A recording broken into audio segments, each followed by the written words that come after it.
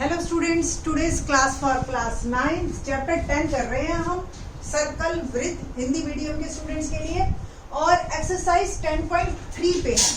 10.3 के मैं पहले दो क्वेश्चन एग्जाम्पल थ्योरम मतलब आपकी इस पूरे 10th चैप्टर में सबसे ज्यादा इंपॉर्टेंट 10.3 है।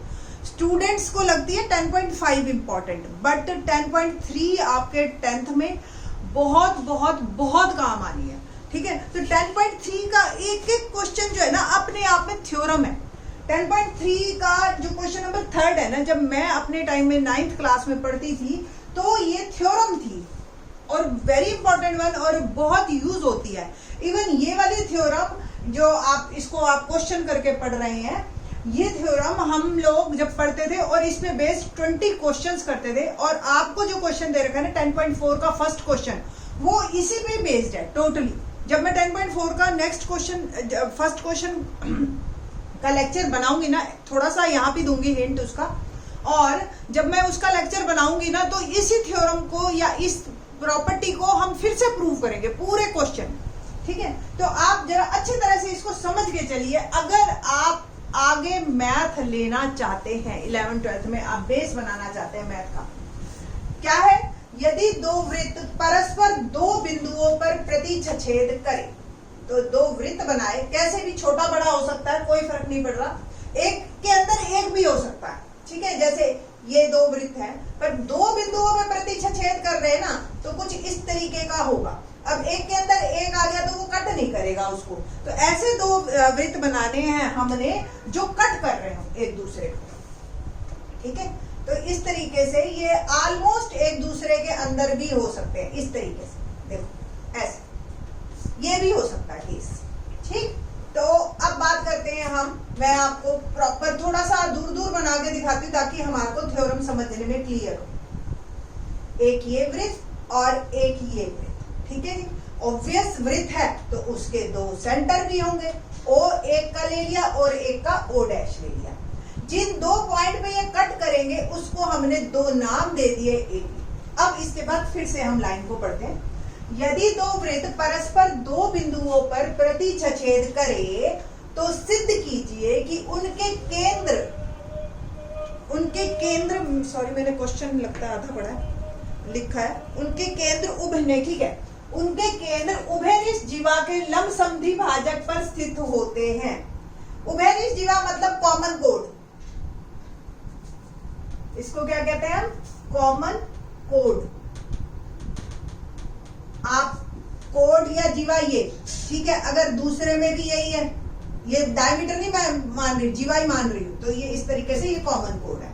तो ये जो ए बी है ये हमारी उभयनिष्ठ जीवा है, इसके लंब समद्वि भाजक पर स्थित है। केंद्र को मिलाओ, ठीक है, तो उनके केंद्र जो है उभयनिष्ठ जीवा के लंब समद्वि भाजक पर स्थित है। इसका मतलब ये जो एम पॉइंट है ए बी का मिड पॉइंट भी है यानी कि समद्वि भाजक है और लंब भी है, यानी कि इसके ऊपर ये लाइन लंब समद्वि भाजक है। ओ डैश ए बी के लंब समद्वि भाजक पे, एम मध्य बिंदु है ए बी का, ओ डैश का नहीं है, बस ये क्लियर रखना। ठीक है, ए बी का मध्य बिंदु है। Okay, now let's start. क्या है जी, दिया है, देखो एक C O R, C dash O dash R dash. क्या मतलब हुआ इसका, सी मतलब सर्कल, ओ से सेंटर, आर से रेडियस। एक दूसरा सर्कल सी डैश जिसका centre O dash radius R dash. हमें चाहिए नहीं वैसे रेडियस, बस हम दे देंगे, नहीं चाहिए, यस चाहिए। ठीक है ना, और क्या दे रखा है हमें, ए बी उभयनिष्ठ जीवा है, कॉमन कोड सिद्ध करना। सिद्ध क्या करना है हमने कि एम ए बी का मध्य बिंदु है, इट मींस ए एम बराबर एम बी, ओके, और angle A O A M बराबर O dash M sorry angle O M A और ओ डैश एम ए बराबर 90 डिग्री। हमें ये प्रूव करना है। ओके, रचना में क्या करोगे आप, O A O dash A O B O dash मिला, O A O dash A O B O dash B को मिलाया। ठीक है, प्रमाण। सबसे पहले हम ये पूरी ट्रायंगल लेंगे। देखो ओ ओ डैश ए और ओ ओ डैश बी, प्रमाण। त्रिभुज ओ ओ डैश ए और त्रिभुज O O dash B, O dash common, उभयनिष्ठ या common,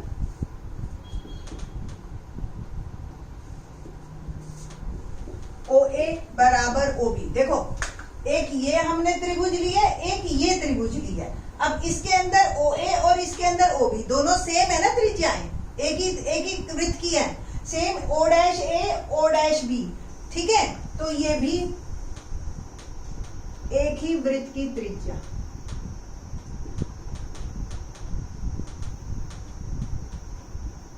same O dash A और ओ डैश बी सेम, या इसको ऐसे यू लिख देना, दोनों में सेम रीजन। ओके ना, तीनों भुजाएं बराबर हो गई। तो त्रिभुज ओ ओ डैश ए सर्वांग सम, वर्ड समरूप, ये समरूप तो 9th में होता ही नहीं, ओके सॉरी 10th क्लास में, ये 9th क्लास में हमने सर्वांगसम ही करा है। तो सर्वांगसम हो गई त्रिभुजे। सर्वांगसम का मतलब तीनों भुजाएं बराबर और तीनों कोण बराबर। हमने तीनों भुजाओं वाली क्राइटेरिया से इसको किया प्रूव। तो भुजा भुजा भुजा, साइड साइड साइड, और ये मेरी दोनों त्रिभुजे हो गई सर्वांगसम। त्रिभुजे सर्वांगसम होने के बाद आपने जो असली चीज जिसके पर्पस से हमने ये सारा किया है, ये आपका प्रूव हो गया कि ये angle 1 equal to angle 2 by CPCT। क्या मतलब हिंदी में? सर्वांगसम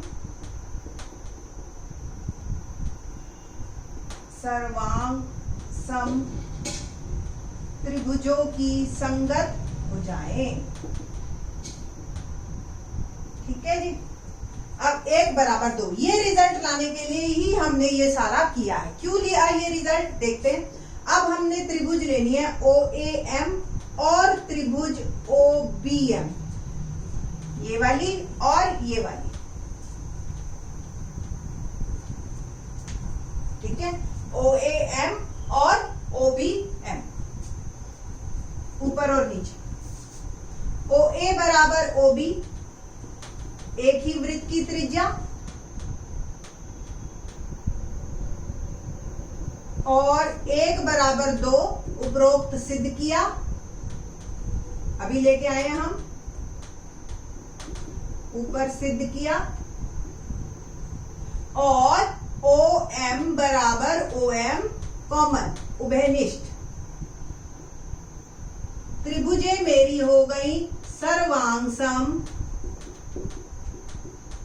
बाय SAS क्राइटेरिया, भुजा कोण भुजा। ठीक है, अब मेरी त्रिभुजे अगर सर्वांगसम है तो यहां से मैं लिख सकती हूं कि AM बराबर MB। तो ये तो सिद्ध हो गया कि ये समद्विभाजक पे है। अब लंब समद्विभाजक पे है, उसके लिए आपने क्या करना है? कोण 3 बराबर कोण 4, ये भी आपका साथ में CPCT लेंगे आप। सर्वांगसम त्रिभुजों की संगत भुजाएं। अब आपने और क्या लिखना है? 3 जमा 4 बराबर 180 डिग्री रैखिक युग्म। देखो ध्यान से, अगर ये एक लाइन है, ये 3 है, ये 4 है, इन दोनों का जोड़ क्या होगा? 180 रैखिक युग्म। और 3 और 4 बराबर है, तो 4 की जगह भी 3 लिख दूं, कोई प्रॉब्लम तो नहीं है ना। तो दुगना कोण 3 180 डिग्री, कोण 3 मेरा हो जाएगा 180 बटा 2 90 डिग्री। ठीक है जी।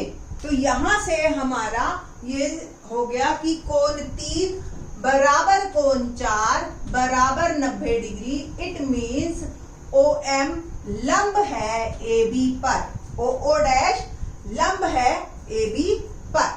ठीक है जी। तो कुल मिला के जो मेरा हो गया कि ओ एम मध्य बिंदु है ए बी का मध्य बिंदु है। कैसे कैसे सिद्ध किया हमने?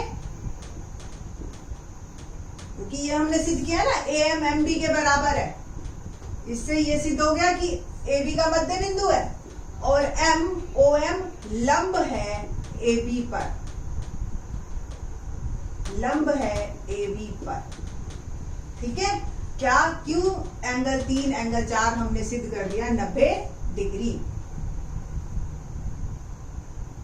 ठीक है। अब ये 90 डिग्री है, ये भी 90 हो जाएगा, ये भी 90 हो जाएगा, कॉमन सेंस है ये तो। ठीक है। अगर हम इधर से नहीं प्रूव करते तो इधर से प्रूव कर देते, तो चारों 90 डिग्री के होंगे। ये एक दूसरे को, ये O dash Rekha A B को लंब समद्विभाजक करती है, बस ये ध्यान रखना। ठीक है। ए बी को लंब समद्विभाजक करती है, तो कोण ओ ए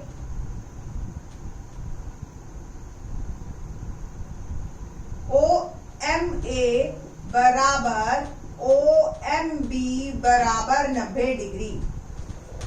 जो लाइन उसने हमसे पूछी है वही हमने लेनी है। तो ओ डैश ए बी को लंब, केंद्र जो है, जो हमारी लाइन है मेन, ओ एम अर्थात ओ डैश ए बी का लंब समद्विभाजक है। बस यहां आपका ये क्वेश्चन कंप्लीट होता है। अब जो आपको, ये तो हमारा जनरलाइज्ड हो गया। ठीक है। 10.4 का मैंने आपको बताया था कि जो है ये आपको ये थोड़ा सा यूज करना है। कैसे यूज करना है इस क्वेश्चन को? वो क्वेश्चन दे रखा है कि जी ये 5 है बुक में, ये 3 है और ये जो है 4 है। आपको इसकी लेंथ बतानी है। पहली बात, अगर ये दोनों बराबर है तो इतना ही निकाल लूं तो भी चल जाएगा मेरा। वैसे ये क्वेश्चन मैं दोबारा से करवाऊंगी। ठीक है। इतना ए एम निकाल लो, और ए एम को अब ये 90 भी दे रखा है तो आप इसको x, इसको 4 माइनस एक्स करके आप पाइथागोरस थ्योरम करके लगा सकते, निकाल सकते हो इसको। ठीक है। आप खुद ट्राई करना, नहीं तो नेक्स्ट लेक्चर का इंतजार कीजिए, आपको नेक्स्ट लेक्चर में बताते हैं इसके बारे में।